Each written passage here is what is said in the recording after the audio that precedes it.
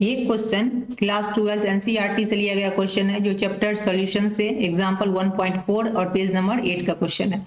तो क्वेश्चन क्या है, if N2 gas is bubble through water at 293 kelvin, how many millimoles of nitrogen gas would dissolve in 1 litre of water. Question क्या कह रहा है, अगर वाटर के से नाइट्रोजन गैस बबल बन रहा है तो कितना millimole of nitrogen gas dissolve होगा 1 लीटर ऑफ वाटर में।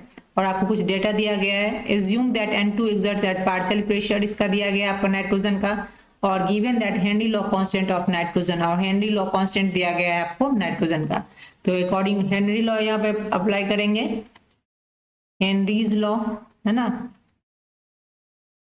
हेनरी लॉ क्या कहता है आपका, ये कहता है पार्शियल प्रेशर जो होता है किसका निकाल रहे हैं, N2 का, नाइट्रोजन का, इक्वल टू क्या होता है आपका, directly proportional to mole fraction होता है। तो डायरेक्टली प्रोपोर्शनल हटा के यहाँ पे हम इक्वल डाल गए, ये आपका हेनरी कांस्टेंट आ गया और ये आपका मोल फ्रैक्शन आ गया, किसका, तो नाइट्रोजन का। यहाँ से मोल फ्रैक्शन अगर आपका निकल जाएगा तो मोल निकल जाएगा नाइट्रोजन का, और मोल से आप मिली मोल इजिली निकाल सकते हो। तो ये आ जाएगा partial pressure of nitrogen bye constant. तो पार्शियल प्रेशर ऑफ नाइट्रोजन कितना है यहाँ पे,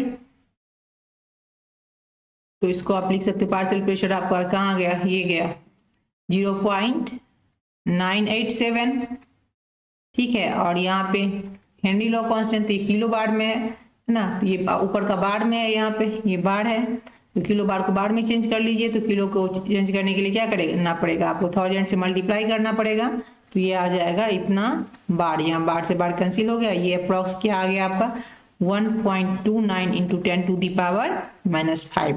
तो मोल फ्रैक्शन का आ गया आपका, नाइट्रोजन का मोल फ्रैक्शन आपका वैल्यू आ गया। मोल फ्रैक्शन आ गया तो इससे आप मोल निकाल सकते हो, क्योंकि मोल फ्रैक्शन का फॉर्मूला क्या होता है, जिसका मोल फ्रैक्शन निकालता है उसका नंबर ऑफ मोल्स, तो नाइट्रोजन का निकाल रहे तो नाइट्रोजन का number of moles by total moles. Total moles में क्या आ जाएगा आपका, नाइट्रोजन है और उसमें क्या है, वाटर है, तो नाइट्रोजन का मोल्स प्लस वाटर का मोल्स। तो अब क्या करेंगे, वाटर का मोल्स यहाँ से निकाल लेंगे।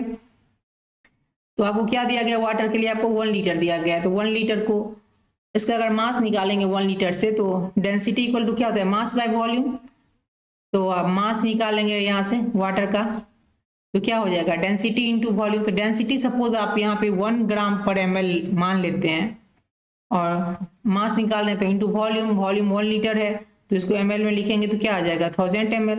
मास कितना आ गया आपका, मास आ गया आपका 1000 ग्राम। यहाँ से मोल निकाल लीजिए वाटर का, मोल क्या आ जाएगा, given mass by molar mass. तो गिवन मास कितना हो गया 1000 ग्राम, और मोलर मास इसका कितना है 18 ग्राम होता है वाटर का, 2 हो गया, हाइड्रोजन का 2 और ऑक्सीजन का 16, तो 18 ग्राम पर मोल। तो ये टोटल कितना आ गया यहाँ आपका, ये आ गया आपका 55.56 मोल, है ना। तो यही वैल्यू यहाँ पे पुट करना है। तो यहाँ पे ये क्या आ जाएगा, ये आपका आ गया 1.29 इंटू 10 टू दी पावर -5, और ये तो आपको निकालना है N2 का मोल। और यहाँ पे ये जो ये मोल ऑफ N2 है डिनोमिनेटर में, इसको नेग्लेक्ट करेंगे। क्यों करेंगे, क्योंकि ये नाइट्रोजन जो होता है वो स्प्रिंगली सॉल्यूबल होता है वाटर में, और इसलिए मोल ऑफ H2O जो है वो ग्रेटर देन है, very very greater than mole of N2O। तो इसलिए इसको क्या कर सकते हो आप, यहाँ पे नेग्लेक्ट कर सकते हो, और डायरेक्ट यहाँ मोल ऑफ H2O का वैल्यू जो आपको कितना निकला है 55.56 मोल, ये निकला, इसको आप यहाँ पे रख सकते हो। तो ये आ गया नंबर ऑफ मोल्स आपको नाइट्रोजन का निकालना था, तो ये आ गया आपका 1.29 into 10 to the power -5 into 55.56 mole, है ना। तो इसको अगर आप टोटल कैलकुलेट कर लो तो ये आपका आ जाएगा 7.16 इंटू 10 टू दी पावर -4 मोल। तो ये आ गया आपका नाइट्रोजन का मोल। इसको आपको मिली मोल में चेंज करना है, तो मिली मोल में चेंज करने के लिए क्या करना पड़ेगा आपको, 1000 से करना पड़ेगा मल्टीप्लाई, यहीं पे डायरेक्ट कर देते हैं, इतना मोल आ गया। तो मिली मोल में चेंज करने के लिए इसको आप 1000 मिली मोल बाय पर मोल से इसको मल्टीप्लाई करेंगे तो मोल मोल कैंसिल हो गया, और ये आपका आ गया, इसको कर लो तो ये आ जाएगा 0.716 milli mole, this is answer. तो मतलब कितना डिसॉल्व होगा 1 लीटर में नाइट्रोजन गैस, तो ये होगा 0.716 milli mole. This is answer. Thanks for watching.